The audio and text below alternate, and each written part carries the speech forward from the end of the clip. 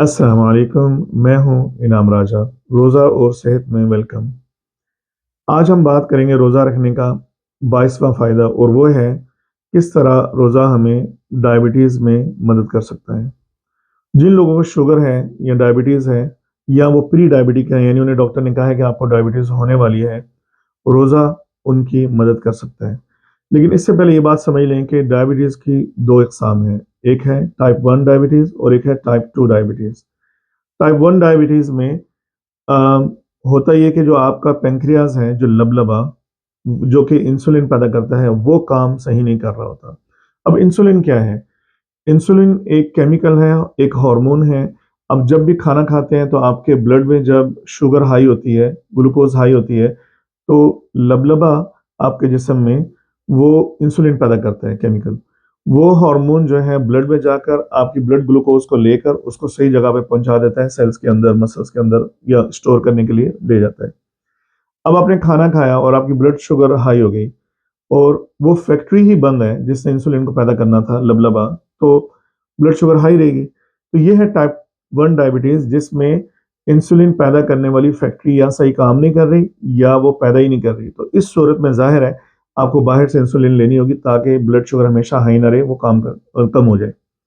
तो इसको कहते हैं टाइप 1 डायबिटीज़, लेकिन ये बहुत कम लोगों को है। जो ज़्यादातर डायबिटीज़ की हम बात करते हैं, हमारे इर्द-गिर्द जो लोग हैं, उनको टाइप 2 डायबिटीज़ होती है, और टाइप 2 डायबिटीज़ में आपका लबलबा सही काम कर रहा होता है। तो फिर मसला क्या है? मसला ये है कि इंसुलिन पैदा होती है, लेकिन आप चूँकि सुबह, शाम, दोपहर खा रहे होते हैं, इतनी ज़्यादा शुगर खा रहे होते हैं, तो पूरा दिन इंसुलिन पैदा होती रहती है।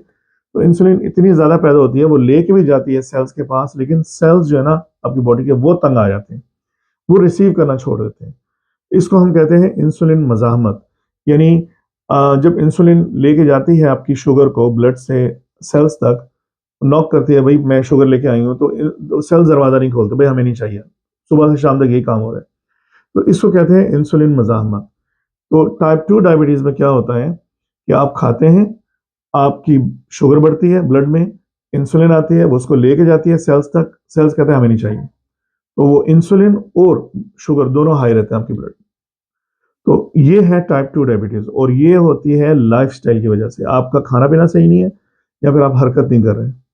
तो टाइप 2 डायबिटीज़ अगर है किसी को, तो रोज़ा उसकी हेल्प कर सकता है। टाइप 1 के लिए आप अपने डॉक्टर की मेडिकेशन या जो भी है फॉलो करते रहें। लेकिन टाइप 2 वाले, या जो प्री डायबिटिक हैं, जिनको अभी हुआ नहीं है और डॉक्टर कह रहे हैं कि आपको हो सकता है, उनको रोज़ा हेल्प कर सकता है। डिस्क्लेमर, अगर आपके डॉक्टर ने आपको कहा है कि आप रोज़ा ना रखें और आपको दवाई लेनी है या कुछ करना है, तो आप वो लेते रहें।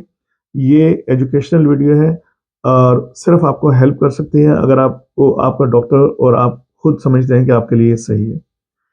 तो जब आप रोज़ा रखते हैं तो आपका होता क्या है कि आप 4-5 घंटे बाद आपका खाना हज़म हो जाता है। जो शुगर आपके ब्लड में आई थी, वो भी लो हो जाती है। जब वो लो हो जाती है, लेट्स से आपने खाना सहरी की 5:30 बजे, साढ़े 10, 11 बजे तक आपने खाना हज़म कर लिया, आपकी शुगर लेवल लो हो गया।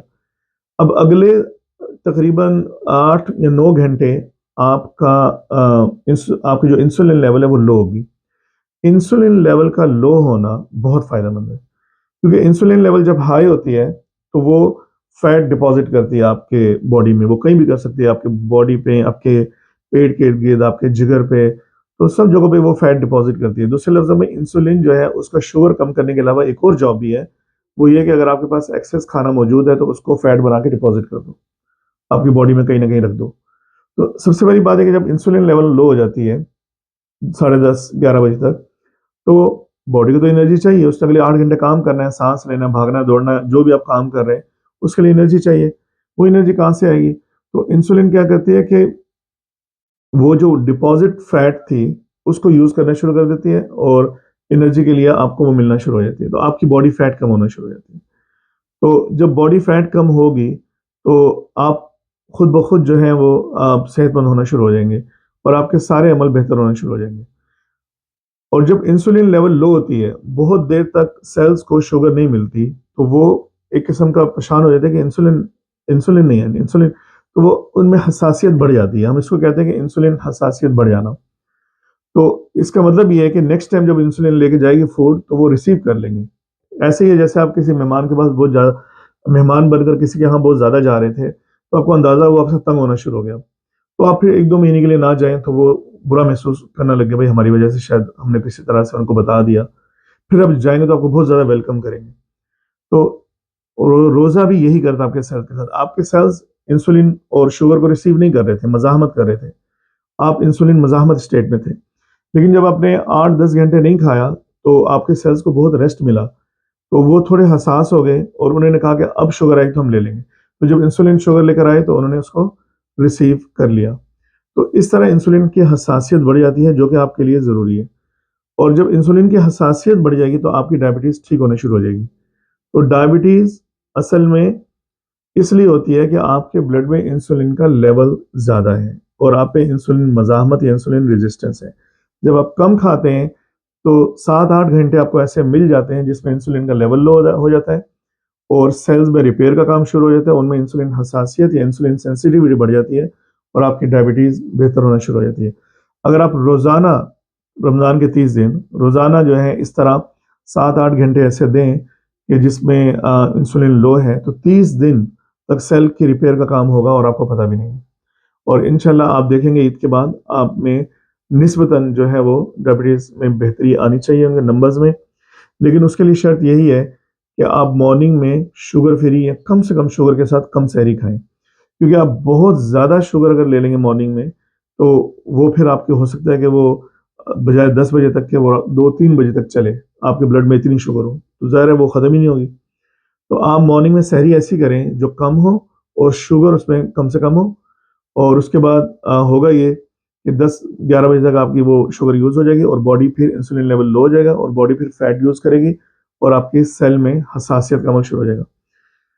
अगेन अगर आप डायबिटीज़ के ऑलरेडी मरीज़ हैं और आपने ये स्ट्रैटेजी अपनाई हुई है कि हम शुगर ज़्यादा लें तो हमारा रोज़ा पूरा होता है, वरना बहुत ज़्यादा लो हो जाएगी और फिर हमारे लिए ख़तरा है।